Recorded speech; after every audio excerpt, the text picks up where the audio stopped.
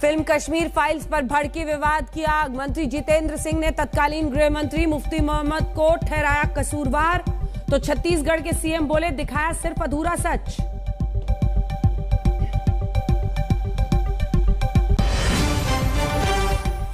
दिल्ली में मंत्रिमंडल पर मैराथन मंथन के बाद होली खेलने गोरखपुर पहुंचे योगी, कहा दुष्प्रचार के बावजूद ईमानदारी की जीत, 18 के बाद शपथ ग्रहण की संभावना।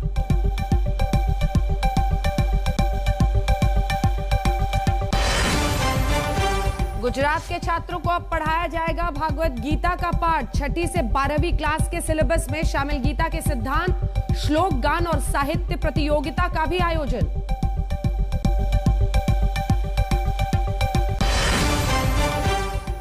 पुतिन को युद्ध अपराधी घोषित करने के बाइडेन के बयान पर भड़का रूस, कहा अक्षम्य बयानबाजी, 22वें दिन भी रशिया की बमबारी जारी।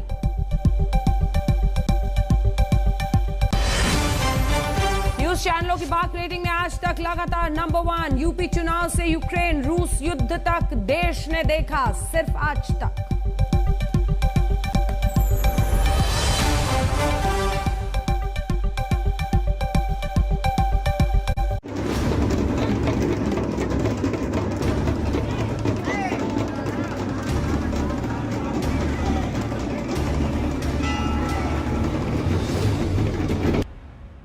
लोग मर रहे हैं सर। कश्मीर चल रहा है। एक फिल्म जिसने पलायन के जख्म हरे कर दिए। कि हम लोग भगोड़े नहीं थे, हम लोग अपनी इज्जत बचा के वहां से निकले।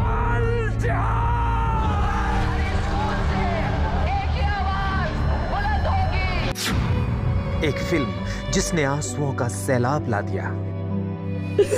मेरे पापा को घर घर करके ही सब कुछ भूल गए, सब कुछ भूल गए।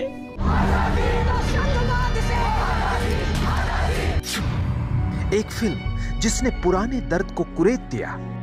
दर्द ज्यादा है या गुस्सा ज्यादा है? दर्द से भी गुस्सा है ना, दर्द ही है। लेकिन क्या कश्मीरी पंडितों को वापस अपने घर कश्मीर जाने का मौका मिलेगा?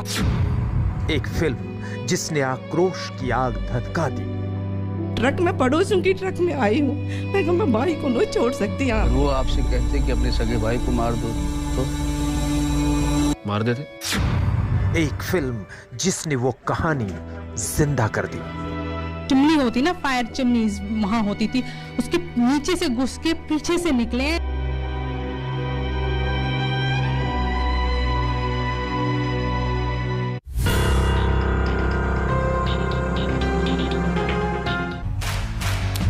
कश्मीर के गुनहगारों की फाइल खुल गई। नमस्कार, आप देख रहे हैं हल्ला बोल, आपके साथ मैं हूं अंजना ओम कश्यप। The Kashmir files. मुमकिन है आपके लिए ये एक फिल्म का नाम हो, लेकिन उन कश्मीरी पंडितों के लिए ये जिंदगी की तस्वीर है जिन्हें पलायन के लिए मजबूर किया गया। द कश्मीर फाइल्स देश के उन लोगों के लिए एक एहसास बन गया है जो कश्मीरी पंडितों के दर्द को महसूस कर रहे हैं। साथ ही द कश्मीर फाइल्स उन नेताओं के लिए सियासत का नया जरिया बन गया जिन्होंने पलायन के दर्द को हमेशा हमेशा सियासी चश्मे से ही देखा। कई खास मेहमान आज स्टूडियो में हमारे साथ चर्चा के लिए आएंगे, लेकिन उससे पहले ये रिपोर्ट।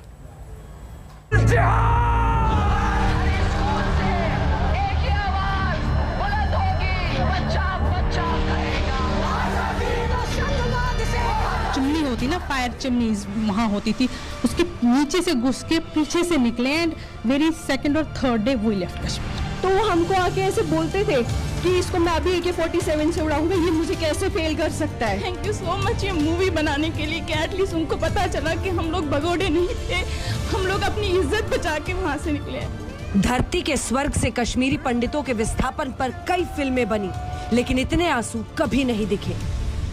एक्सोडस नहीं था, ये जेनोसाइड था, और ये रेवोल्यूशन ला सकती है पूरी दुनिया में। ऐसा जुनून कभी नहीं दिखा, ऐसा राष्ट्रवाद कभी नहीं दिखा, इतना गुस्सा कभी नहीं भड़का, इतना विरोध कभी नहीं हुआ, ऐसे सियासी हमला भी कभी नहीं हुआ। इन दिनों आपने देखा होगा कश्मीर फाइल फिल्म की चर्चा चल रही है, और जो लोग हमेशा फ्रीडम ऑफ एक्सप्रेशन के झंडे लेकर के घूमते हैं, वो पूरी जमात बौखला गई है पिछले 5-6 देश दिन की तकदीर वही बदल सकता है जिसके पास। जैसे जैसे दिन बीत रहे हैं, कश्मीर फाइल्स की कमाई बढ़ रही है, विरोध बढ़ रहा है और सियासत भी बढ़ रही है। कश्मीर फाइल ने कई परिवारों की और कई पार्टियों की दबी हुई फाइल खोल दी है और उनके वो उन गुनाहों की फाइल है जिन गुनाहों के जरिए उन्होंने कश्मीर को परेशान किया और कश्मीरियों का पलायन कराया। हमारे लोग मर रहे हैं सर। कश्मीर चल रहा है। कहानी कश्मीरी पंडितों के विस्थापन की है, लेकिन सियासी मैदान में मुकाबला कांग्रेस और बीजेपी के बीच है। बीजेपी की ओर से फिल्म का जमकर प्रचार किया जा रहा है। संस्कृति मंत्रालय ने सभी केंद्रीय मंत्रियों के लिए दिल्ली में एक स्पेशल शो आयोजित किया। वहीं असम और गोवा के मुख्यमंत्रियों ने थिएटर में जाकर फिल्म देखी। बीजेपी के नेता लोगों को थिएटर में ले जाकर फिल्म दिखा रहे हैं। वहीं कांग्रेस के नेता इतिहास कुरेद रहे हैं। दिग्विजय सिंह ने ट्वीट किया, कश्मीरी पंडितों का पलायन हुआ तब कांग्रेस विपक्ष में थी। विश्वनाथ प्रताप सिंह की जनता दल की सरकार को भाजपा का समर्थन था। मुफ्ती मोहम्मद सईद साहब गृह मंत्री थे, जगमोहन जी राज्यपाल थे। फिर कांग्रेस को क्यों कोस रहे हैं? क्योंकि भाजपा और मोदी कांग्रेस से डरती है। देश में नफरत फैलाकर राजनीतिक रोटियां सेकना एकमात्र उद्देश्य है। नफरत से हिंसा पनपती है और देश में अशांति फैलती है। जो हिंदू मुस्लिम देशों में रोजी रोटी कमा रहे हैं, उनके बारे में आपने कभी सोचा क्या? जो लोग इस तरह की बातें करते हैं, या तो उन्होंने पूरा अध्ययन नहीं किया हुआ तब के घटनाक्रम का, या वो इतिहास भूल गए, या समझते हैं कि सारी दुनिया की याददाश्त बड़ी कमज़ोर हो गई है, शॉर्ट लिव्ड हो गई है। राजनीति ये वो लोग कर रहे हैं जिनको लगता है कि उनके द्वारा छिपाए गए तथ्य सच और दफनाया गया सच बाहर ज़मीन पर आ रहा है, और जिनको इन तर्क के कारण असुविधा हो रही है, फीलिंग अनकंफर्टेबल, और उनको दिक्कत आ रही है क्योंकि उनकी राजनीति आज तक इस झूठ को छिपाने पर कायम रही है। कश्मीर फाइल्स पर सियासत ऐसी दिलचस्प कि पार्टी के दूसरे नेताओं से अलग छत्तीसगढ़ के कांग्रेस मुख्यमंत्री भूपेश बघेल सूबे के मंत्रियों और सभी पार्टी के विधायकों के साथ थिएटर में फिल्म देख रहे हैं और उन्होंने केंद्र से फिल्म को टैक्स फ्री करने की मांग कर डाली। खुद देखे होंगे इसका सब आधार पर। अब चूंकि प्रधानमंत्री भी उसकी बड़ी तारीफ कर दिए हैं और उसमें इंटरेस्ट दिखाया है, तो हम लोग भी जाकर देखें। पर्दे पर कश्मीर फाइल्स के दृश्य खुलते ही कश्मीरी पंडितों के गम का गुबार फूट रहा है। सीने में दफन सालों पुराने दर्द दिलों को दहला रहे हैं। पुराने जख्म हरे हो रहे हैं। आंखों के सामने सब कुछ एकदम फिल्म की तरह ताजा हो रहा है। ये चीजें हम कौन सा भाईचारा उन्होंने हमें उस टाइम दिखाया, जो हम बोले कि हाँ ये हमारे अपने हैं। मेरा फ्रेंड मुझे आके बोलता था, हमारा जब वाइवा होता था तो वो हमको आके ऐसे बोलते थे कि इसको मैं अभी AK-47 से उड़ाऊंगा, ये मुझे कैसे फेल कर सकता है। चिमनी होती ना, फायर चिमनी वहां होती थी, उसके नीचे से घुस के पीछे से निकले एंड वेरी सेकंड और third day we left Kashmir. Thank you so much ये मूवी बनाने के लिए, कि एटलीस्ट उनको पता चला कि हम लोग भगोड़े नहीं थे, हम लोग अपनी इज्जत बचा के वहां से निकले। कश्मीर फाइल्स कहानी है कश्मीर के घाटियों से बेघर कर दिए गए कश्मीरी पंडितों की। किरदार कई हैं, वो जिन्होंने अपनी मिट्टी अपनी जमीन छोड़ने की पीड़ा झेली, वो जिन्होंने कश्मीर की खूबसूरत वादियों को आतंक की आग में झुलसा दिया, और वो जो पहले भी एक त्रासदी पर राजनीति की रोटियां सेकते रहे। सवाल ये कि फिल्म पर फसाद क्यों है? आज तक ब्यूरो। मुझ पर फटा था, तुम पर नहीं। पद्मश्री मुझे ऐसे ही नहीं मिला। नमस्कार, कश्मीर की फाइल खुल गई है इस देश में। सुधांशु त्रिवेदी जी, राष्ट्रीय प्रवक्ता और सांसद भारतीय जनता पार्टी के हमारे साथ स्टूडियो में पहुंच गए हैं। सुशील पंडित जी, कश्मीरी पंडितों का एक तरह से यहां पर नेतृत्व करते हुए उनका पक्ष रखेंगे। सलमान निजामी साहब, नेता कांग्रेस पार्टी के, हमारे साथ जुड़ गए हैं। इरफान हाफिज लोन साहब, कश्मीरी एक्टिविस्ट, हमारे साथ जुड़ेंगे। निजामी साहब, मतलब कौन सी मिट्टी होती है जिसको ये दर्द नहीं छू पा रहा है? ये क्यों इस फिल्म, इस दर्द के खिलाफ क्यों बयानबाजी कांग्रेस पार्टी के एक नेता कर रहे हैं? क्या वजह है? इन आंसुओं को क्यों झूठा साबित करने में पूरी की पूरी पार्टी लग गई है? देखिए, जो 1990 में हुआ हमारे कश्मीरी पंडित भाई बहनों के साथ, हमें उसका खेद है, लेकिन राजनीति क्यों हो रही है? उसमें यह क्यों नहीं दिखाया जा रहा है कि बाकी धर्मों के लोग भी मारे गए? और अभी भी जब भाजपा उस वक्त सरकार में मारा, उनको किसने मारा? आतंकवादियों ने। पाकिस्तान का कहीं नाम ही नहीं है। आप पाकिस्तान को क्लीन चिट दे रहे हैं। मतलब कश्मीरी पंडितों को सिर्फ एक सेकंड, काउंटर क्वेश्चन, क्या कश्मीरी पंडितों को सिर्फ आतंकियों ने निकाला? वहां पर जितने लोग थे अन्य कश्मीरी, वो उनको रोक रहे थे, वो उनको बचा रहे थे। बहुत सी स्टोरीज ऐसी हैं, आप जाइए ना जम्मू के माइग्रेंट कैंप में जाइए, हमने तो 10 स्टोरी सुनाई सर, जिसमें वो कह रहे हैं कि हमारे पड़ोसियों ने मदद नहीं की। उस वक्त बंदूक का डर था सभी को, जो आतंकवादी थे वो मस्जिदों में घुसे थे, ऐलान कर रहे थे। प्रूफ लाइए ना। आपने 2019 में सुप्रीम कोर्ट में पिटीशन फाइल की, सुप्रीम कोर्ट ने उसको रिजेक्ट किया। मैं तो कह रहा हूं जल्दी से, वो कह रहे हैं ठीक है सुधांशु जी, वो कह रहे हैं ठीक है, मैं एक नियम रहेगा, कोई भी एक दूसरे के ऊपर नहीं चिल्लाएगा इस डिबेट में, बहुत संवेदनशील मुद्दा है, अपनी अपनी बारी में बोलिएगा। सुधांशु जी, वो कह रहे हैं अधूरा सच है, वो कह रहे हैं वो आतंकी थे जो मस्जिदों से ऐसे ऐलान कर रहे थे, इस पर जवाब। देखिए, मैं पहले तो ये कहना चाहूंगा, कश्मीर की फाइल्स का सच कश्मीर का तो बहुत अलग है। भारत का एकमात्र राज्य है जिसका वही नाम है जो प्राचीन काल में था, बाकी सबके उत्तर से दक्षिण तक बदल गए।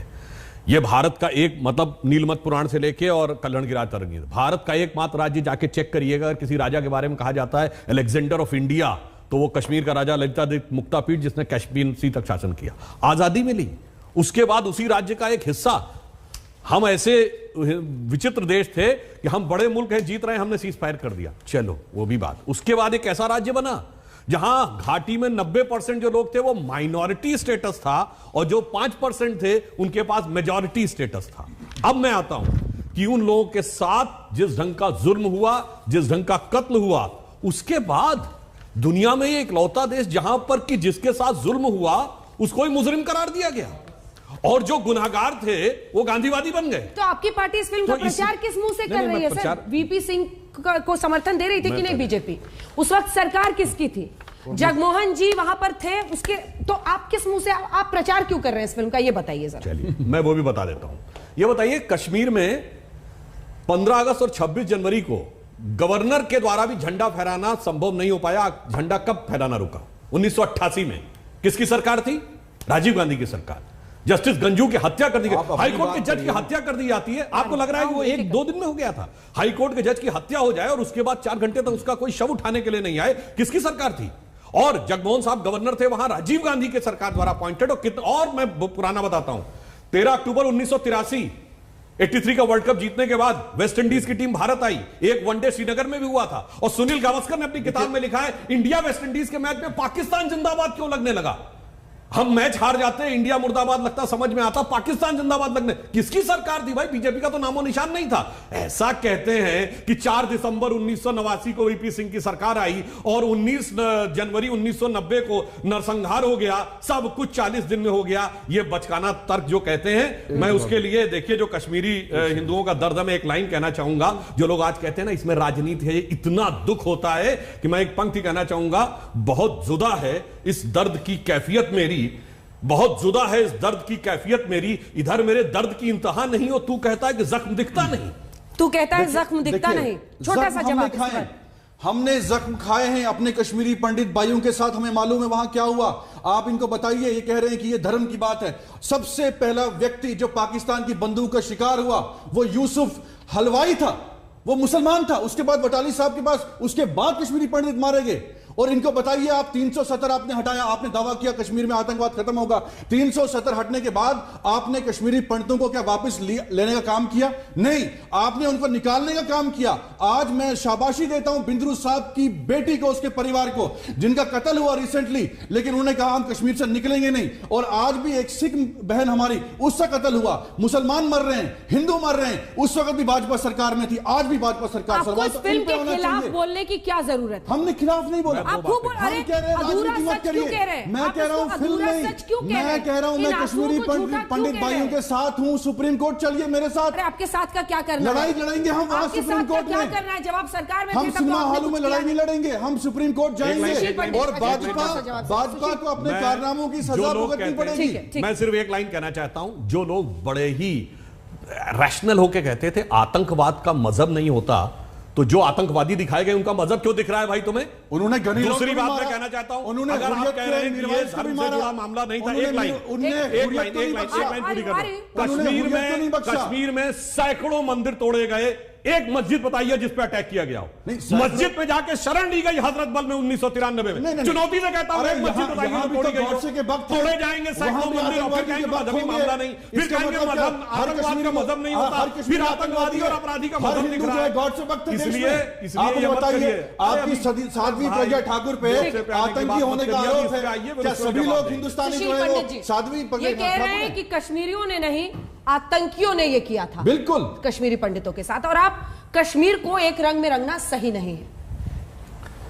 अंजना जी, मैं इससे पहले जब स्टूडियो में आया था तो रोहित सरदाना के साथ था, कश्मीर पर ही कार्यक्रम किए उनके साथ बीसीओ, तो मुझे याद आते हैं, मैं उनको उनकी स्मृति को नमन करता हूं। और इस फिल्म में गिरिजा तिक्कू, सरला भट्ट, प्राणा गंजू, नीलकंठ गंजू, प्रेमनाथ भट्ट, टिकलाल टपलू, उनकी स्मृतियां निकल कर आई हैं। ये लोग मुर्गों की लड़ाई लड़ते हैं त्रासदियों पर, ये संवेदना शून्य हो गए लोग हैं। इनको फिल्म में त्रासदी नहीं दिखती है, एक पूरे के पूरे समुदाय का अपने घरों से उखड़ जाना नहीं दिखता है। ये आज भी लीपापोती करते हैं, एक दूसरे पर तोहमत मढ़ते हैं और झूठ बोलते हैं, निरा झूठ बोलते हैं। इनकी आत्मा में सीसा घुस गया है। इनको लोग मरते हुए शरणार्थी कैंपों में सड़ते हुए नहीं दिखाई पड़ते हैं। ये कहते हैं, अगर हम कहें कि लाखों लोग उजड़ गए, कहते हैं मुसलमान भी उजड़े। मैं पूछना चाहता हूं, 100 में से 99.9% हिंदू उजड़ गए, लेकिन 100 में से 99.9% मुसलमान अपनी जगह रहे। आप तराजू के दोनों पलड़ों को बराबर दिखाना चाहते हैं? वो कहते हैं मुसलमान भी मारे गए। मैं कहता हूं, एक मुसलमान का नाम बता दीजिए जिसको किसी कश्मीरी पंडित ने मारा हो। एक अपवाद स्वरूप एक मुसलमान का नाम बता दीजिए पिछले 30 सालों में, 32 सालों में, 50 सालों में। मैं कहता हूं कि जितने कश्मीरी हिंदू मारे गए उन सबके कातिल मुसलमान थे, एक एक के कातिल मुसलमान थे। जितने बलात्कार हुए मुसलमानों ने किए, जितने घर लूटे गए, मंदिर तोड़े गए, मुसलमानों ने तोड़े। आप मुझे झूठा साबित कीजिए, मुझे एक हिंदू का नाम बता दीजिए जिसने किसी मंदिर का किसी मस्जिद का शीशा चटकाया हो। इरफान आप हाफिज झूठ बोलते हैं, लीपापोती करते हैं, यहां चोरी और सीना जोरी होती है। शर्म कीजिए। कभी कभी किसी बड़ी दुर्घटना पर अपनी आत्मा टटोली है, राजनीति करने को उम्र पड़ी है। जी इरफान हाफिज लोन साहब जी, उनकी बात को काटने की हिम्मत है आप में, क्योंकि आप भी उनमें से एक हैं जो द कश्मीर फाइल्स पर सवाल खड़े कर रहे हैं। देखिए, जो भी उस समय हुआ, इस पे कोई दो राय नहीं है।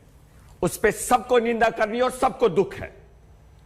और जैसे पंडित जी ने कहा कि जितने जितने वहां पर लोग मारे गए, अभी तक हजारों में मारे गए। मैं नहीं कह रहा हूं, सरकार का कहना है कि हजारों में मारे गए। अंजना जी, हकीकत यह है, बदकिस्मती है, मानवता का कत्ल वहां पर हर दिन होता है। हजारों में लोग मारे गए और उसमें मेरे कश्मीरी पंडित भी 1% है। आप मेरी बात समझ रहे हैं? 1% मेरा अप्रोक्सीमेटली मेरा कश्मीरी पंडित भाई भी है, लेकिन 99% मुस्लिम समुदाय का भी है। उसका अर्थ यह है कि इस जो ये पीड़ा है, क्रूरता है, हमने सबने देखी, चाहे उधर का बंदूक था, इधर का बंदूक था। हमें आपत्ति इस चीज से नहीं है। इधर का बंदूक किसका था? जी मैं बताता हूं आपसे। अंजना जी, इंसाफ करिए। आपने देखा होगा कुछ महीने पहले अल्ताफ, एक निर्दोष शहरी, आईजीपी पुलिस कहता निर्दोष है, उसकी लाश को रात में दफनाया जाता है और उसकी बेटी प्रदर्शन करती है, छोटी मासूम बच्ची, अब्बू की लाश। तो वो कहां की गोली थी? वो कहां का जुल्म था जो कुनन पोशपोरा में महिलाओं के साथ बलात्कार हुआ? आज भी जाइए, आप एक वरिष्ठ पत्रकार है, आप वहां जाइए, उनकी पीड़ा सुनिए। गौ कत्ल में 100 से ज्यादा निर्दोष गौ कत्ल श्रीनगर में जगह का नाम है, उसे कहते हैं जलियांवाला बाग, वहां लिखा गया है आज। वहां किन्होंने मारा? हंदवाड़ा में मैं सोपोर जहां रहता हूं, 6 जनवरी मेरी अपनी सखी मेरी चचेरी बहन थी, मां मेरी बहन थी, 1 साल की शादी हुई थी, 6 जनवरी उसका शौहर अपनी दुकान पे था जब 80 से ज्यादा लोगों को मारा गया। ठीक है पंडित जी, और आप ऐसे करते हैं, जिसका नाम होगा वही बोलेगा। जी जी ठीक है पंडित। अंजना जी, हाँ। जो कर्फ्यू डिफाई करेगा, जो बंदूक उठाएगा, जो इस देश का तिरंगा जलाएगा, जो इस देश की अस्मिता को, अखंडता को तार तार करने के लिए जिहाद लड़ेगा, आज आप ना बोले मैं बोलूंगा, वो मारा जाएगा। वो 1 हो, 10 हो, 100 हो, 1000 हो, 1 लाख हो, मारे जाएंगे। हम निर्दोष शहरियों की बात कर रहे हैं। सुन लीजिए, अल्ताफ निर्दोष था। एक सेकंड। जो इंशा निर्दोष थी, उसकी आंखों में बेल्ट लगाया, 6 महीने की बच्ची मारा जाएगा। इंशा को इंसाफ दो, जिसको अंधा किया। पंडित जी, सुशील जी, इंशा को इंसाफ दो, वो आज भी अंधी है। वैसे ही बहुत सारे बच्चे वहां पर अंधे हैं, उनको इंसाफ दीजिए। बच्चों के हाथों में पत्थर वो अपने घर में बैठी थी, 6 साल की बच्ची है, अंधा कर दिया उसको। स्कूलों को आग लगाई। ठीक है। आपने पूरी की पूरी जेनरेशन को, पीढ़ी को दिमागों में जहर भरकर शौके शहादत, ये अफीम चटाई आपने, शौके शहादत लगा दिया आपने। और जब वो मारे जाते हैं तो फिर आप उनका रोना रोते हैं। यहाँ तो उनकी आवाज आने दीजिए, 1 सेकंड। मारे जाते हैं आप उनका रोना रोते हैं प्लीज, और उनको कहते हैं शौके शहादत है, जन्नत नसीब होगी, पूरे कुनबे के लिए जन्नत का रास्ता आप बनाएंगे। इनको शौके शहादत की अफीम आप चटाते हैं, हाथों में पत्थर आप दिलवाते हैं, और उसके बाद जब वो पैलेट का शिकार होते हैं, जब वो गोली का शिकार होते हैं, कैसे आप जस्टिफाई करते हैं? तब आप, मैं कह रहा हूं, बात मैं कह रहा हूं, हम मैं 2 बार कहूंगा, 10 बार कहूंगा, मेरी तरह निंदा करेंगे। आप स्कूल, जैसे मैं निंदा कर रहा हूं कि मेरे कश्मीरी पंडितों के साथ नहीं, जाती सच हुई, बोला जाएगा। आप निंदा करेंगे, जो जितनी निर्दोष कड़वी शहरी बात मारे गए। होगी सुननी पड़ेगी, सच बोला जाएगा, सच सुधांशु, बोला जाएगा। सुधांशु, मेरी एक ही बात को काट देखिए, के दिखाइए। इन्होंने जो बात बोली मैं उसका उत्तर देता हूं। पहला, मेरी इस बात का उत्तर कोई नहीं दे पाया कि एक मस्जिद बता दें जो तोड़ी गई हो, जैसे इन्होंने कहा एक शीशा भी चटकाया गया। और दूसरा, अरे भाई आपने कहा, मैं मानता हूं कि तमाम बच्चे ऐसे हुए जो घायल हुए, एक हुर्रियत का नेता बताइए जिसका बेटा या बेटी पुलिस की गोली से मरा हो या घायल हुआ हो पत्थरबाजी में। कोई बैठा है इंडोनेशिया में, कोई बैठा दुबई में, कोई बैठा लंदन में, अरे सुनिए, कोई बैठा मुंबई में, कोई दिल्ली में, कोई बेंगलोर में, और वहां पे कह रहे हैं लड़ाओ, और फिर उसके आधार पर कह रहे हैं शासन में ये सब हुआ।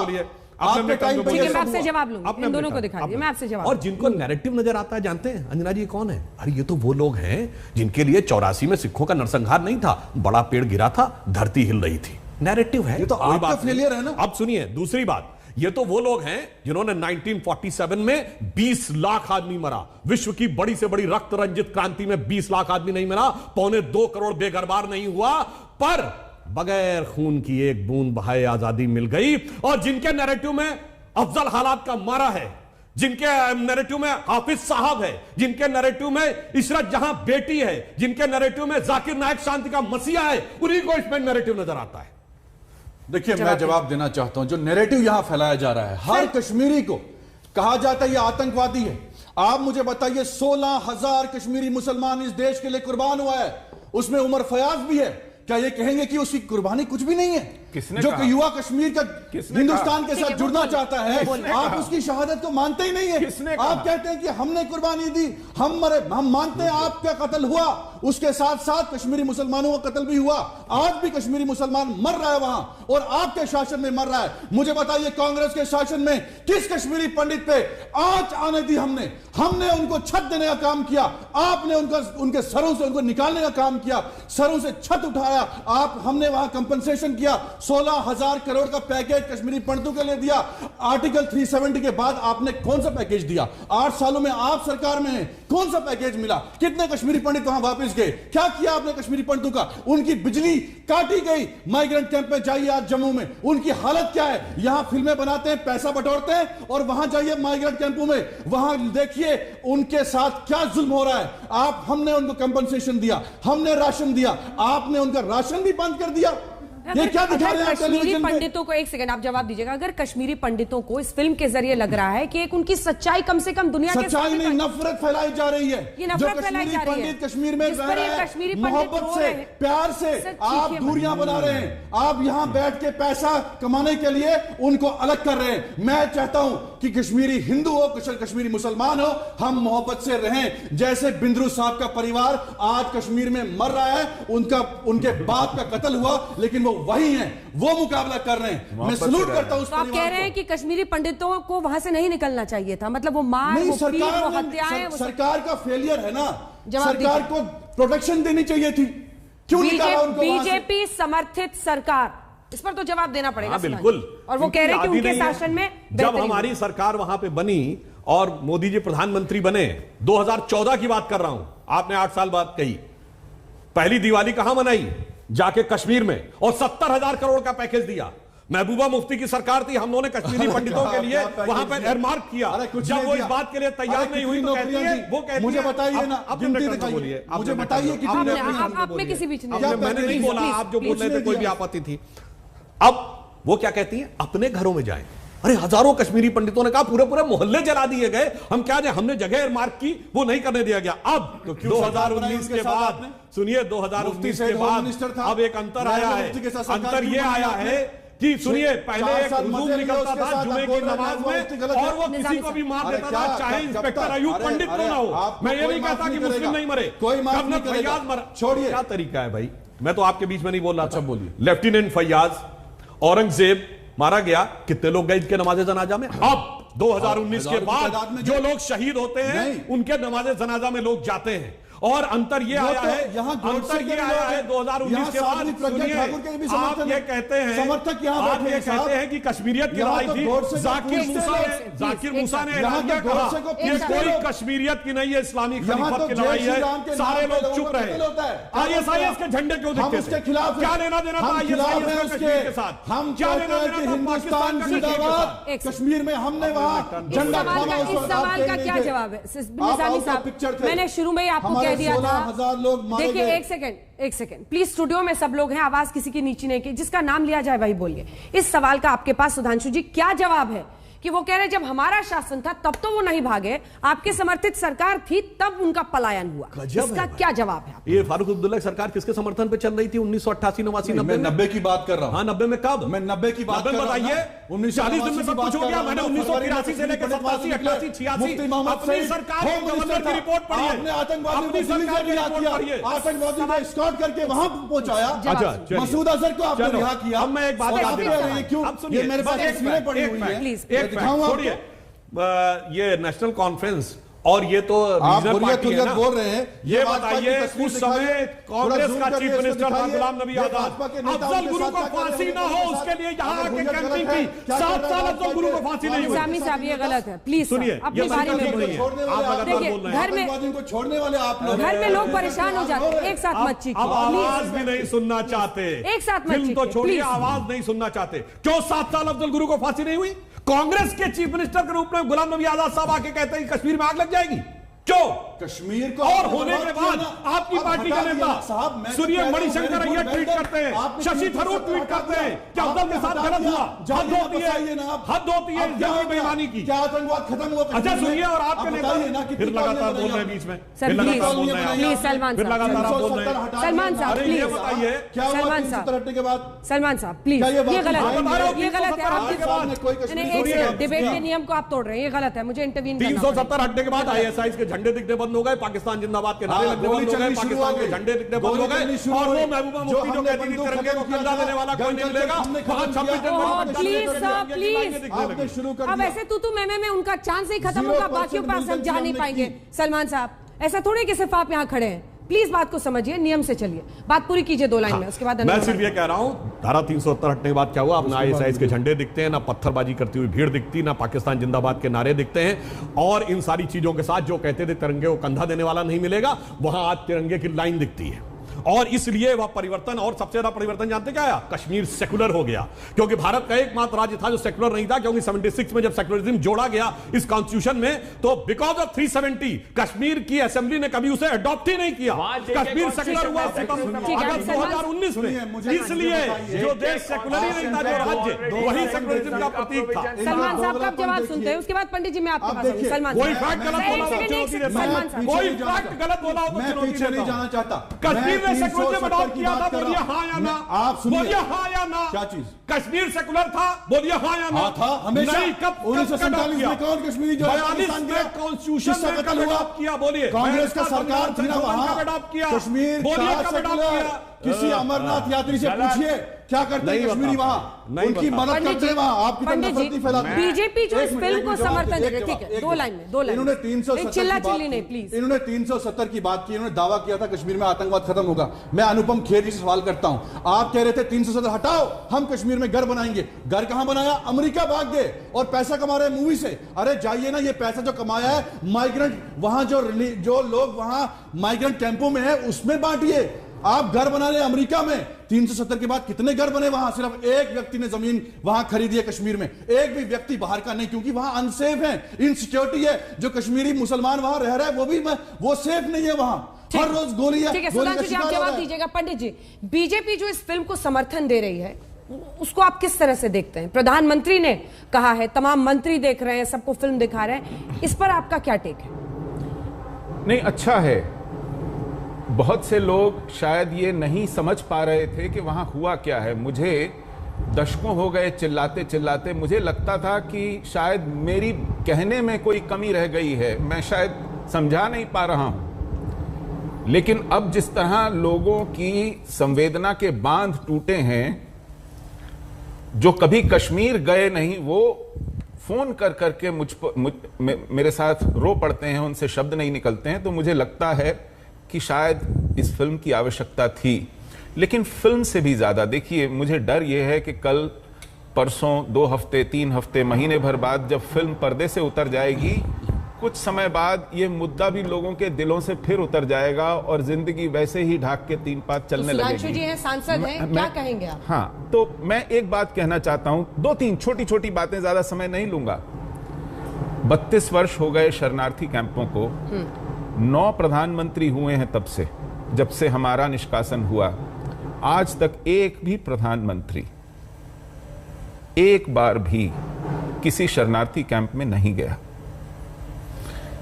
जुबान हिलाने के लिए, कंधे पर हाथ रखने, इनॉग्रेशन किया जम्मू जाकर। आप मुझे बोलने देंगे? हमने बनाया गुलाम नबी। आप मुझे बोलने देंगे? आप ये मेरा समय है अंजना जी, मैं बताऊं? मेरे पास बोलने दीजिए, बोलने दीजिए। मेरे पास प्रूफ है, मैं प्रूफ मैं बताऊं आपको क्या प्रूफ है। ये देखिए, जब वो जगती कैंप ईंट गारे पत्थर का बना, उसका रिबन काटने गए थे, किसी शरणार्थी से नहीं मिले थे, केवल उसका रिबन काटने गए थे। एक भी शरणार्थी को न देखने गए, न शरणार्थी उनसे मिलने आ सका। मैं कह रहा हूं, कैंपों में कोई प्रधानमंत्री उनके साथ जाकर के बैठा नहीं, एक भी। 9 प्रधानमंत्री हुए हैं। मैं इस वक्त पार्टीबाजी नहीं कर रहा हूं। दूसरी बात, आज तक सरकारी तौर पर यह पुष्टि नहीं की गई है कि हमारे साथ हुआ क्या। कोई आयोग नहीं बैठा है। एक छोटी सी सड़क दुर्घटना हो जाती है तो कमीशन ऑफ इंक्वायरी बैठ जाती है कभी कभी। ये पूरा का पूरा समुदाय उखाड़ के फेंक दिया गया। आज तक कोई कमीशन ऑफ इंक्वायरी नहीं है, कोई व्हाइट पेपर नहीं है, किसी को इंसाफ नहीं है, एक भी मुकदमा नहीं चला है, किसी को दोषी नहीं पाया गया है, किसी को सजा नहीं हुई है, एक भी अपवाद स्वरूप, एक भी।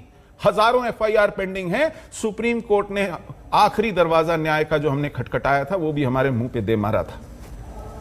तो अगर व्यवस्था को जिम्मेदारी समझनी है तो कम से कम पहली बात, आप एक जांच आयोग बिठाइए। आज भी वो पीढ़ी जीवित है, वो अपने साक्ष्य देगी। वो आज भी ये गठरी बोझ की अपने सर पे लिए घूम रहे हैं। कोई आके पूछे कि हुआ क्या था, बिना अपना पता खोए हुए लोग हैं। हम इसका समर्थन करते, मुझे अपील है सब न्याय दीजिए। हाँ, न्याय दीजिए। और जो आप जांच की मांग कर रहे हैं, लेकिन मैं चाहूंगा, बोल रहे हैं लोन साहब, आप ही की बारी है, रुक जाइए। लेकिन आप समझ लोन साहब प्लीज। व्यवस्था से किसी नागरिक की अगर कोई अपेक्षा होती है तो वो ये होती है कि उनके बस में जो है वो करें। हम अपने बस, आप मत बांटिए रिलीफ, अगर आपको बहुत भारी पड़ता है ये रिलीफ बांटना, मत बनाइए शरणार्थी कैंप, लेकिन कम से कम न्याय दीजिए, पुष्टि कीजिए कि हम बाढ़ पीड़ित, भूकंप पीड़ित नहीं है। हमें माइग्रेंट कहना बंद कीजिए। हमें माइग्रेंट कहा जाता है। JKLF पर बैन लगा, जानते हैं कब लगा? 5 फरवरी 2019 में। वो JKLF जिसने 1999 में नीलकंठ गंजू को मारा था, रुबिया सईद का अपहरण किया था, उस पर बैन लगता है 5 फरवरी 2019 को। यह देश हुर्रियत को पालता रहा, सैकड़ों करोड़ हर साल उन पर खर्च करता रहा, दामादों की तरह पाला है। हर सरकार ने, हर गठबंधन ने, हर पार्टी ने पिछले, और वो खर्चा होना बंद हुआ 2019 में 5 अगस्त के बाद, जब 370 हटा, ऐसा मेरा मानना है। RTI में तो 2018 में गृह मंत्री ने पुष्टि की थी कि हां, हमने पिछले 4 सालों में 525 करोड़ रुपए खर्चे हैं हुर्रियत पर, उनके होटल बिल्स पर, उनके हवाई टिकटों पर, उनकी गाड़ी के तेल पर, उनकी सिक्योरिटी पर, उनके इलाज पर, उनके जेब खर्च पर। यह करना बंद कीजिए। हमारी व्यवस्था से यह अपेक्षा है, हमको बहुत बड़ी अपेक्षा। 2 बड़ी बातें उन्होंने कही है, मैं सुधांशु जी से पर रिएक्शन लूंगी। लोन साहब, देखिए, मैं यही जो इन्होंने मांग की है, हम इसके साथ है कि इस पे जांच होनी चाहिए, इनको इंसाफ मिलना चाहिए। और जो कश्मीरी पंडित भाइयों के साथ हुआ उसकी खाली निंदा नहीं, हम सबको संघर्ष करना चाहिए, उनको इंसाफ मिले। लेकिन उसके साथ साथ हम ये चाहेंगे कि जो वहां पर इस वक्त association parents of disappeared association है, जो डिसअपियर हो गए, हजारों में हमारे नौजवान, उनके जो वालिदैन प्रदर्शन लगातार कर रहे हैं, उनको भी इंसाफ मिले। पंडित जी एक मानव अधिकार होने के नाते जो उनका था वायलेट हुआ, इनसे मैं गुजारिश करता हूं उनकी इंसाफ के लिए भी आवाज उठाइए। और उसके साथ साथ जो मसिल एनकाउंटर, जो शुपाएं फेक एनकाउंटर, जो पथरेबल फेक एनकाउंटर, जो गांव कदल हुआ, जो हंदवाड़ा मैसेकर हुआ, जो इंशा और छोटे छोटे बच्चे वहां अंधे, मैं सिविलियंस की बात कर रहा हूं, मैं उनकी बात नहीं कर रहा हूं जिनके हाथ में बंदूक था या जो प्रदर्शन कर रहे हैं। मैं कह रहा हूं, हालांकि अगर कोई प्रदर्शन भी करता था उस पर गोली नहीं मारनी है।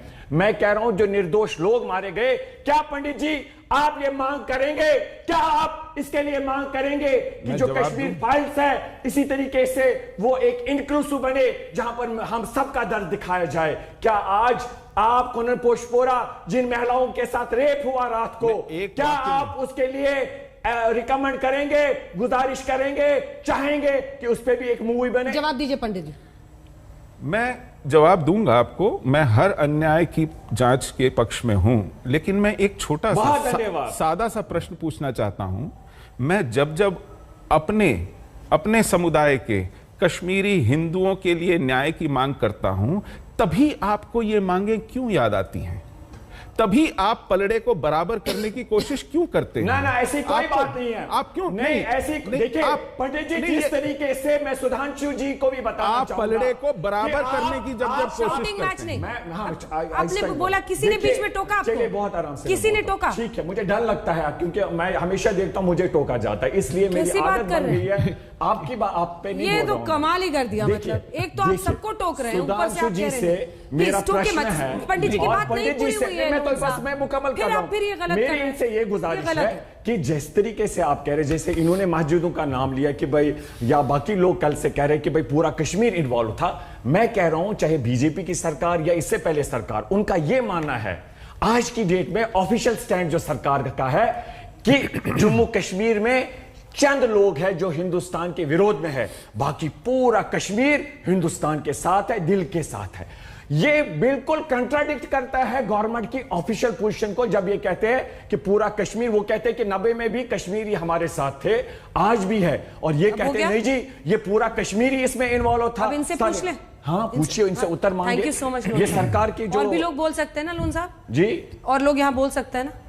अंजना जी मुझे बीच में तो समझ नहीं नहीं टोकेंगे। आता है कि जब ये सारे लोग इतना लंबा खींचते हैं तब आपको कोई दिक्कत नहीं होती है। मैं बोल देता हूं हमेशा आपको दिक्कत होती है, मुझे पता नहीं। अभी तो सलमान साहब भी कह रहे हैं आप ही ने खींच दी है लंबी, पता नहीं चलता। हमेशा आज ही जब नहीं, खुद बोलते ना, जब खुद बोलते हैं ना वकील साहब तो पता नहीं चलता है जल्दी से। पंडित जी 2 लाइन में, चूंकि वो उन्होंने स्पेसिफिकली कहा है। नहीं, मैं सिर्फ इतना कह रहा हूं कि ये अजीब आदत है कि आप एक त्रासदी को पलड़े में दूसरी त्रासदी रखकर कैंसिल करना चाहते हैं।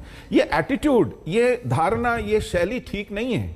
चलिए उसको छोड़ दीजिए, आप जो मैंने मांग करी है वो करिए मांग आप। नहीं, मैंने तो वो मांग की है। मैंने निंदा करिए कुनन पुष्पोरा, इंशा का, अल्ताफ जो मारा गया, जिसकी बेटी कह रही है। अंजना जी बस मैं मुकम्मल कर, मैं आगे नहीं बोलूंगा। मैं कहता हूं पूरे विश्व में कहीं पर मुझे शर्मिंदा होना पड़ता है, क्योंकि मैं इस देश को मानने वाला हूं। मैं देश हित में बात कर रहा हूं कि जब एक आदमी मारा गया, निर्दोष था, उसकी लाश उसकी बेटे परिवार को नहीं मिली। ये mother of all human rights violation. Show के अंत तक मैं देख रही हूँ आपके आंसू नहीं थम रहे। नहीं, मैं वालिद मारे गए थे, पूछिए क्या मुस्लिम होने की वजह से मारे गए थे? बोलिए बोलिए। नहीं, ये मुस्लिम होने की वजह से मारे गए थे क्या? ये भी तो विक्टिम है। ये मानेंगे नहीं मानेंगे। मुस्लिम होने की वजह से नहीं, वो देश के साथ खड़े थे इसलिए। जो देश के साथ खड़ा होगा वो मार दिया जाए। आप तो उसको भी तो नहीं मानते। काहे आप उसके अंदर अपना देख रहे हैं? आतंकवादियों में मुस्लिम क्यों दिख रहा भाई? नहीं। कहिए कि वो आतंकवादी था, बल्कि आपको तो खड़े होकर बाहर निकलना चाहिए था कि मेरी बिरादरी का पीछे कोई था। लेना देना नहीं, पाकिस्तान में आतंकवादी था उनके साथ, बजाय उसके आप छाती ठोक के खड़े हो रहे हैं। नहीं, वो तो हमको दिखाया जिस पाकिस्तान को आप वहां नवाज शरीफ के घर जाते हैं, उसी पाकिस्तान ने वो काम किया। आप जवाब दें, उसको तो नाम नहीं लेंगे उसके बाद। क्या मैं बोलूं? देखिए, मेरे महत्वपूर्ण सवालों का उत्तर ही नहीं दिया इस विषय पर। जब ये उठता है फिर आपको ये हाई डेसिबल ये सुनना पड़ता है। हाँ, ये मैं वही कह रहा हूं। इस फिल्म ने क्या यही एक उम्मीद दी है जिससे ये आंसू फिर से जख्म भरे हुए हैं कि कम से कम कोई समझ तो रहा है आज, क्योंकि देश में लोग देख रहे हैं। कोई फिल्म ये भले कह दें कि इतनी कमाई हो रही है, कमा रहे हैं, पर इतने लोग फिल्म देखने जा रहे हैं। बड़े बड़े स्टारकास्ट के साथ फिल्म रिलीज हुई है, कोई नहीं देख रहा। फिर शुरू हो गया लोन साहब। I am very sorry, please sir. चलिए कैरी ऑन।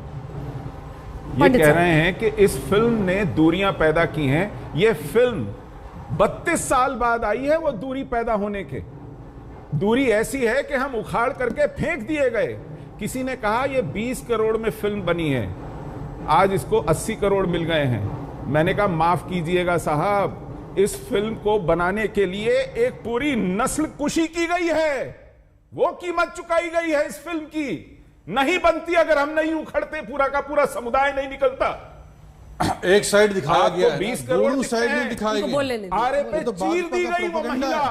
अगर गिरजा तिक्कू आरे पे नहीं चीरी गई होती, आपको ये फिल्म नहीं दिखाई पड़ती।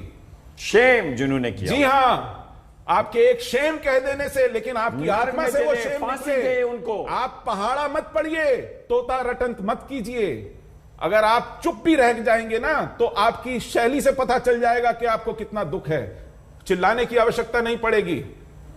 इस फिल्म के बनने में आप पैसा मत देखिए कितना लगा है, जाने देखिए कितनी गई हैं। वो सब उनके और वो भी देखिए किस राजनीतिक दल को इसका फायदा मिलेगा। ये देखिए, ये आ गए, क्या यही वजह है? सलमान साहब एक सेकंड, फिर लोन साहब प्लीज सर, सलमान साहब सवाल तो सुनिए, सवाल सुनिए। क्या आप लोगों की सबसे बड़ी परेशानी यही है कि पीएम, एक सेकंड, पीएम फिल्म के बारे में कह रहे देखने को, तो बीजेपी को फायदा हो जाएगा? क्या यही आपकी सबसे बड़ी चिंता है? लोन साहब, इनका नाम सलमान है, आपका नाम सलमान नहीं है। बीजेपी को आप हाथ उठा रहे थे ना। देखिए, बीजेपी को इससे फायदा क्या है? वो पोलराइज करना चाहते हैं। वो एक पिक्चर दिखाना चाहते हैं कि साहब इस कम्युनिटी के साथ गलत किया और ये कश्मीरी मुसलमानों ने किया, जो हकीकत नहीं है। बीजेपी जो है वो दिखाए सच लोगों को कि यहां के साइड से भी दिखाइए, वहां के साइड से भी दिखाइए। अब जो 19,000 कश्मीरी मुसलमान इस देश के लिए कुर्बान हुआ है उसको भी दिखाइए। अब मैं छोड़ देता हूं, चलिए फिल्में तो बनती रहती हैं। मैं कह रहा हूं आप सरकार में हैं, आपने इतने सालों 8 साल में आप शासन में थे, आपने कश्मीरी पंडितों के लिए क्या किया? मुझे बताइए ना, 370 भी हटा दिया, कितने कश्मीरी पंडितों को आपने नौकरी दी, रोजगार दिया, हमने तो उनको छत दिया, घर बना के दिया, पैकेज दिया, उनको पंडित साहब से नजर क्यों नहीं मिलाते? इन्होंने तो यतीमों की तरह छोड़ दिया कश्मीरी पंडितों को। पंडित साहब से नजर क्यों नहीं मिलाते? भाजपा ने छोड़ दिया वहां कश्मीर में। इतनी नफरत क्यों है? आप नजर क्यों नहीं मिला रहे? वो एक सवाल आपसे पूछना चाहते हैं। नफरत नहीं है, एक सवाल तो सुन लीजिए, एक सवाल तो मेरा सबसे करीबी दोस्त एक हिंदू है और कश्मीरी पंडित है। दिल है आपका पिघलता नहीं है? शख्स की आंखों में शुरू से अभी तक आंसू मोहब्बत से रहें, शुरू से अभी तक आंसू है, सब झूठा लगता है आपको। उसका इस्तेमाल करें अपने चुनाव के लिए। ठीक है, इसका जवाब मैं सुधांशु जी से लूंगी, लेकिन एक सवाल वो पूछ रहे हैं, छोटा सा सवाल। ये कहते हैं कि कश्मीरी हिंदुओं को कश्मीरी मुसलमान ने नहीं मारा। मुझे बताइए, क्या यासीन मलिक कश्मीरी मुसलमान नहीं है? क्या फारूक अहमद डार उर्फ बिट्टा कराटे कश्मीर मुसलमान नहीं है? क्या सैयद अली शाह गिलानी कश्मीरी मुसलमान नहीं है? क्या शब्बीर शाह को आतंकी कहते हैं? साध्वी प्रज्ञा ठाकुर के खिलाफ साध्वी प्रज्ञा ठाकुर आ गई, उसको भी जो है तो ठीक है, अब आपका जवाब, ठीक है, आपने जितने सवाल उठाए अभी जवाब दे रहे हैं, टाइम खत्म हो गया। सलमान साहब, पूरा हिंदुस्तान आतंकवादी है। ठीक है, point made, please please. Hindu मुसलमान कहां से आया? सुनिए, अभी इन्होंने सुशील पंडित जी ने नाम लिया, उसमें एक यासीन मलिक भी लिया, इन्होंने कहा हम उनको आतंकवादी कहते हैं। माफी मांगिए कि आपके प्रधानमंत्री ने आतंकवादी को बुलाकर उसका खैर मकदम किया था, माफी मांगिए।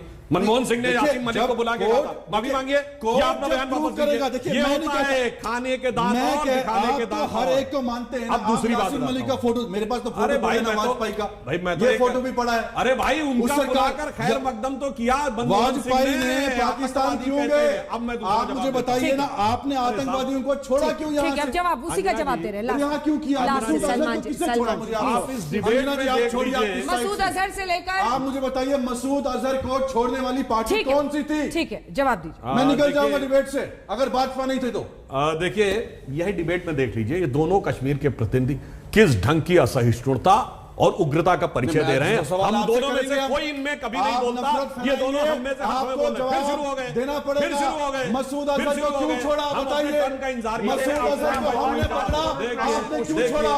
कांग्रेस ने पकड़ा, आपने क्यों छोड़ा? संवेदना, कितनी सहिष्णुता, आतंकवादी को छोड़ने वाले आप लोग। सलमान साहब, अब आप रिपीट कर रहे हैं, कश्मीर चल रहा है, अब आप रिपीट कर रहे हैं सलमान साहब, अब आप रिपीट कर रहे हैं। मसूद अजहर को नहीं छोड़ा, कोई रिवाइंड करके देख लेगा, इन्होंने हर बार रिपीट किया। मैं फैक्ट के साथ जवाब देता हूं। अभी मोहन साहब ने कहा कि जांच करेंगे, जांच का समर्थन करते हैं। जनाब, 370 की वजह से ही तो केंद्र सरकारों के हाथ बंधे हुए थे कि वहां पे जांच नहीं हो सकती। 3 साल से, और आप ये कहते हैं, अरे सुनिए, पूरा बात तो होने दीजिए भाई, सलमान साहब, पूरा बात तो होने दीजिए ना। तो उसके बाद और जांचों के लिए तो वो सरकारें थी, उन्होंने कितनी जांच की। और आज 32 साल के बाद मानी हुई बात है, अगर हम जांच शुरू करें तो जानते क्या होगा? याद करिए 2016 मसरत आलम सबको। मैं क्या तरीका है भाई ये बहस करने का? मैं बीच में कहीं डिस्टर्ब नहीं करता हूं, आप बार बार बोल रहे हैं दूसरे सेंटेंस में। अच्छा बोलिए। मसरत आलम क्यों जेल से बाहर आ गया था? क्यों? वहां की सरकार ने यह कह दिया कि साहब वो तो बाढ़ में वो कागजात ही बह गए जिससे हम इसको अंदर रख सकते थे। फिर हमारी सरकार ने दबाव डाला, 72 घंटे के अंदर फिर वो वापस गया। अब आप कह रहे हैं जांच की बात आगे सुनिए, ईडी की जांच कब हुई? हमारी सरकार में। एनआईए की जांच कब हुई? हमारी सरकार में। वो हुर्रियत के नेता जिनसे कभी भारत ने क्यों बात नहीं किया? इसी के साथ हमें कार्यक्रम का अंत करना पड़ेगा। आप सभी का बहुत धन्यवाद, आप सभी का बहुत धन्यवाद हमारे पास इस बहस में आने के लिए। लेकिन जो पंडित जी की बात थी उसी से अंत करते हैं। उनकी बस इतनी ही उम्मीद है कि दुनिया उनके दर्द को समझे। वो कह रहे हैं देश के मुखिया किसी शरणार्थी कैंप में जाएं, एक आयोग का गठन हो, कम से कम इस दर्द को अब सामने लाया गया है तो इंसाफ भी उन्हें मिले। इसी के साथ हम एक ब्रेक के लिए रुक रहे हैं। आप देखते रहिए आज तक।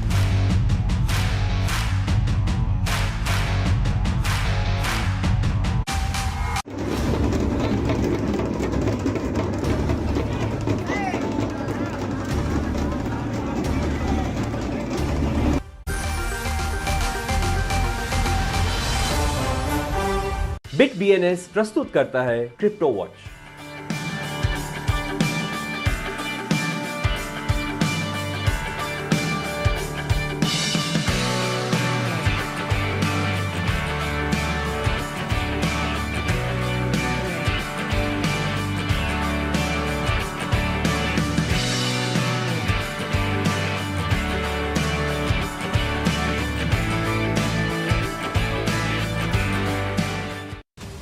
नंबर 1 बनना आसान नहीं है और साल दर साल बने रहना किसी मिसाल से कम नहीं है। एक बार फिर इतिहास ने खुद को दोहराया है। बाकी सबको पीछे छोड़ आज तक ने अपना परचम फिर से लहराया है। कोई नहीं दूर दूर तक, देश ने देखा आज तक।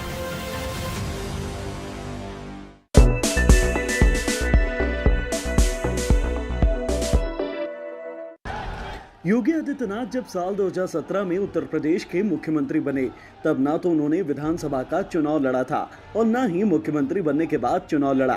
तो फिर योगी मुख्यमंत्री कैसे बने रहे? तो इसका जवाब काफी आसान है, विधान परिषद का सदस्य बनकर। जी हाँ, विधान परिषद का सदस्य।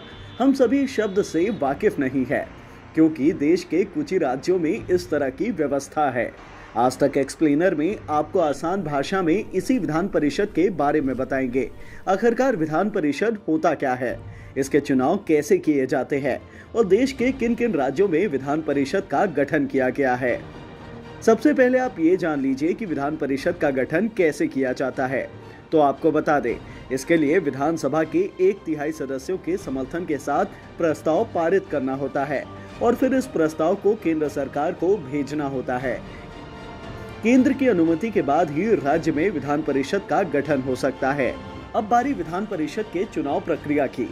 वैसे तो विधान परिषद के 1/3 सदस्य विधायकों द्वारा ही चुने जाते हैं, वहीं अन्य 1/3 स्थानीय निकायों के सदस्य यानी कि नगर पालिका और जिला बोर्ड के सदस्यों द्वारा चुने जाते हैं।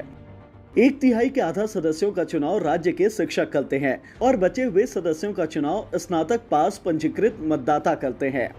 विधान परिषद के सदस्यों का कार्यकाल राज्यसभा के सदस्यों की तरह 6 साल का होता है। 2-2 साल पर 1/3 सदस्यों का चुनाव होता है, लेकिन इन सदस्यों के कुछ लिमिटेशंस भी हैं। ये सदस्य राज्यसभा सदस्यों की तरह राष्ट्रपति के चुनाव में वोट नहीं डाल सकते हैं। चलिए आपको उन राज्यों के बारे में बता देते हैं जहां विधान परिषद का गठन किया गया है। पहला है आंध्र प्रदेश। यहाँ विधानसभा की 176 और विधान परिषद की 58 सीटें हैं। दूसरा राज्य है बिहार। यहाँ विधानसभा की कुल 243 सीटें मौजूद है और विधान परिषद में 75 सदस्य हैं। तीसरा राज्य है कर्नाटक। कर्नाटक में विधानसभा की कुल 225 सीटें हैं और विधान परिषद की 75 सीटें मौजूद हैं। चौथा राज्य है महाराष्ट्र। यहाँ भी विधानसभा की 289 सीटें हैं और विधान परिषद की 78 सीटें। पांचवा राज्य है तेलंगाना। आंध्र प्रदेश से अलग होकर नए राज्य बने तेलंगाना में कुल 119 विधानसभा सीट है, जबकि विधान परिषद की 40 सीटें मौजूद हैं। छठा राज्य है उत्तर प्रदेश। उत्तर प्रदेश में विधानसभा की 403 सीटें हैं, जबकि विधान परिषद की 100 सीटें हैं। तो ये थे देश के वो राज्य जहां विधान परिषद का गठन किया गया है। केंद्र शासित प्रदेश बनने से पहले जम्मू कश्मीर में विधान परिषद की सुविधा मौजूद थी, लेकिन अब वो खत्म हो चुकी है। ऐसे ही नॉलेज बढ़ाने वाली एक्सप्लेनर वीडियोस देखने के लिए जुड़े रहें आज तक के साथ।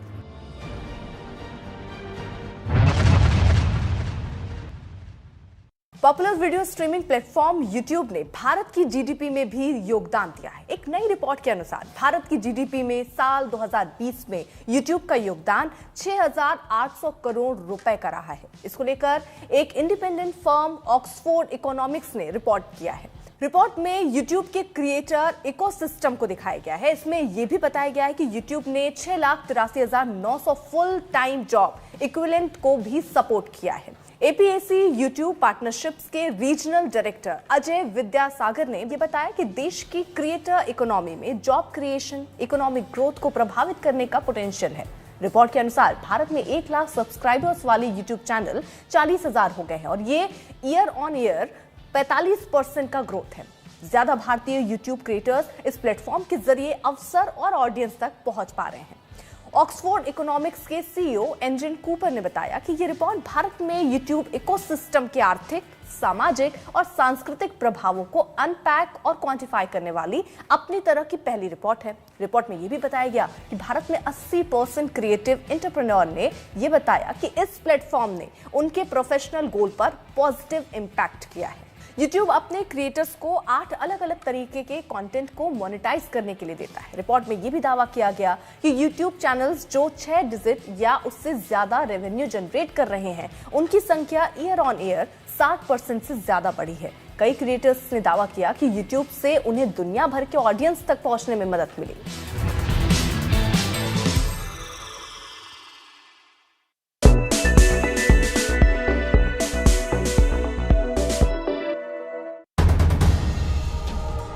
खबर वही जो आज तक दिखाए और विश्लेषण वही जो समय बचाए। खबरदार, सबसे तेज विश्लेषण सिर्फ आज तक पर।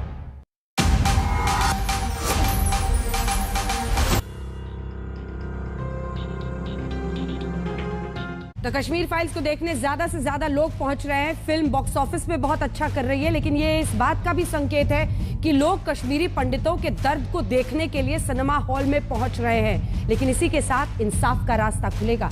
कश्मीर की फाइल तो खुल गई है। आप देख रहे थे हल्ला बोल में बहस, देखते रहिए आज तक।